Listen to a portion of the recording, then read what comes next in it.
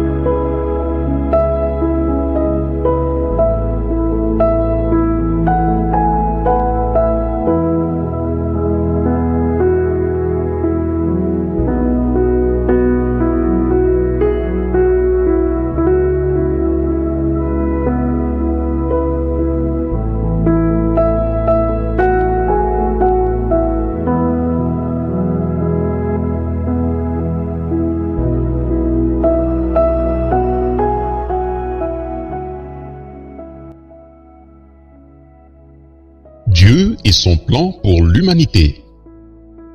Un exposé du point de vue biblique par Ewald Franck. Le Seigneur dans une forme d'ange.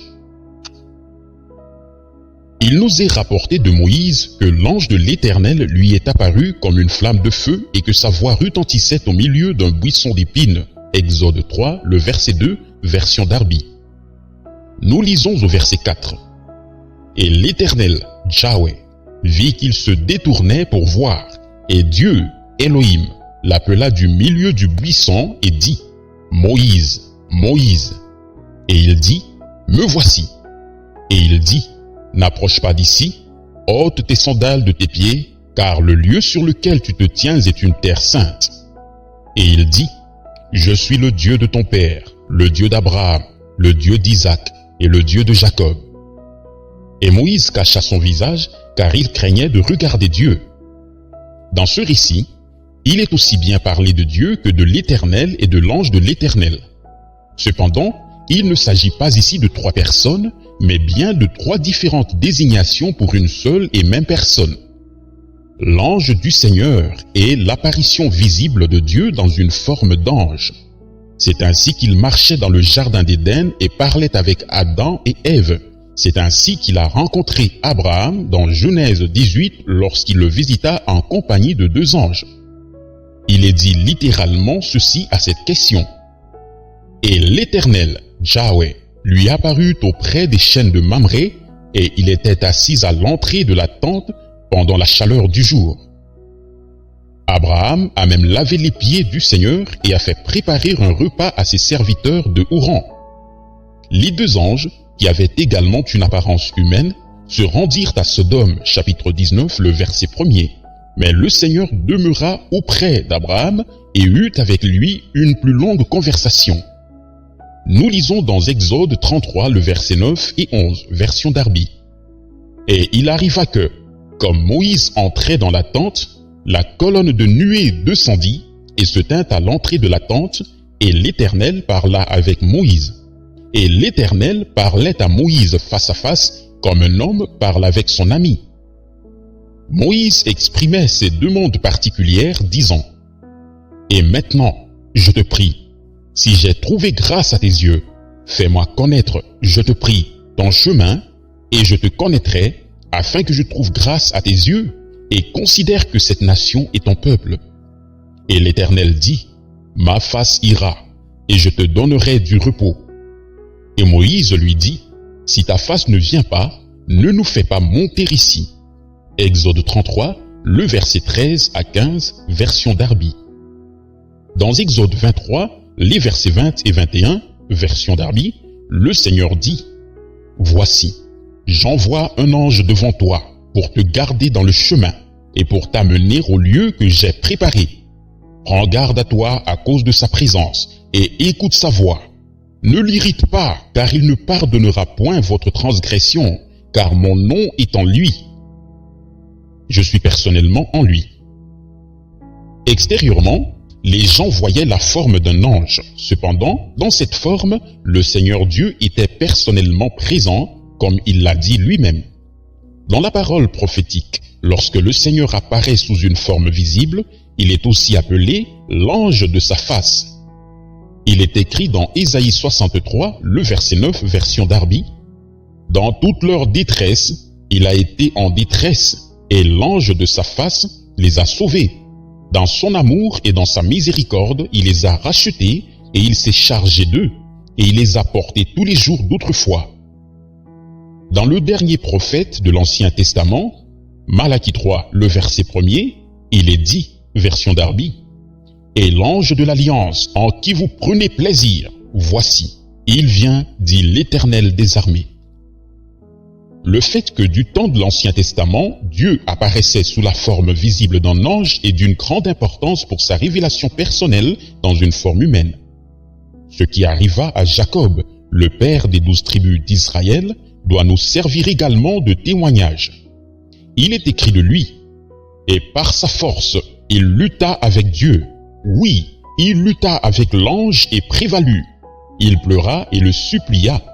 À Béthel, il le trouva et là, il parla avec nous. Et l'Éternel, le Dieu des armées, l'Éternel est son mémorial. » Osée 12, le verset 4 à 6, version Darby. Dans ce texte, il est de nouveau parlé de l'ange de l'Éternel et de Dieu. Et cependant, il s'agit là seulement de l'unique qui se révèle de diverses manières et demeure toutefois le même. Nous trouvons la description détaillée de cet événement dans Genèse 32, depuis le verset 24, version Darby.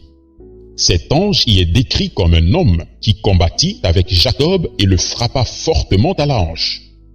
Et Jacob resta seul, et un homme lutta avec lui jusqu'au lever de l'aurore.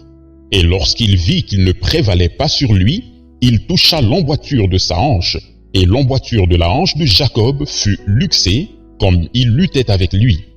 Et il dit, « Laisse-moi aller, car l'aurore se lève. » Et il dit, « Je ne te laisserai point aller sans que tu ne m'aies béni. » Et il lui dit, « Quel est ton nom ?» Et il dit, « Jacob. » Et il dit, « Ton nom ne sera plus appelé Jacob, mais Israël, celui qui lutte avec Dieu. Car tu as lutté avec Dieu et avec les hommes, et tu as prévalu. » Et Jacob demanda et dit, « Je te prie, déclare-moi ton nom. » Et il dit, « Pourquoi demandes-tu mon nom ?» Et il le bénit là. Et Jacob appela le nom du lieu Péniel, face de Dieu. Car j'ai vu Dieu face à face, et mon âme a été délivrée. Cet événement semble presque trop humain. Cependant, c'est précisément dans cela que consiste la grandeur et l'élévation du Tout-Puissant qui, bien qu'omniprésent, ait voulu se révéler aux hommes d'une manière qui leur soit compréhensible. Avant de mourir, Jacob bénit les 2 fils de Joseph en croisant les bras et dit, « Que le Dieu, devant la face duquel ont marché mes pères, Abraham et Isaac, le Dieu qui a été mon berger depuis que je suis jusqu'à ce jour, l'ange qui m'a délivré de tout mal, bénisse ces jeunes hommes et qu'ils soient appelés de mon nom et du nom de mes pères, Abraham et Isaac, et qu'ils croissent pour être une multitude au milieu du pays. » Genèse 45, les versets 15, 16, version Darby. Nous lisons dans Exode 24 depuis le verset 9, version Darby. « Et Moïse et Aaron, Nadab et Abihu, et 70 des anciens d'Israël montèrent, et ils virent le Dieu d'Israël, et sous ses pieds comme un ouvrage de saphir transparent, et comme le ciel même en pureté. Et il ne porta point sa main sur les nobles d'entre les fils d'Israël. Ils virent Dieu, et ils mangèrent et burent. » Aucun homme ne pouvait voir Dieu dans sa plénitude originelle, en tant qu'esprit. Il ne fut vu qu'après être entré dans son corps spirituel. Les 70 anciens et d'autres le virent dans sa gloire. Le prophète Ézéchiel rapporta ceci au 1er chapitre et au verset 26, version Darby. « Et au-dessus de l'étendue qui était sur leur tête, il y avait comme l'aspect d'une pierre de saphir, la ressemblance d'un trône, et, sur la ressemblance du trône, une ressemblance comme l'aspect d'un homme, dessus, en haut. Il n'y a aucun passage de l'Écriture où l'on puisse voir 3 personnes sur le trône. On ne trouve pas davantage dans la Bible les expressions « un Dieu en 3 » ou « Trinité ». Aucun prophète ou apôtre n'a interprété même un seul passage des Saintes Écritures dans le sens que Dieu consisterait en plusieurs personnes.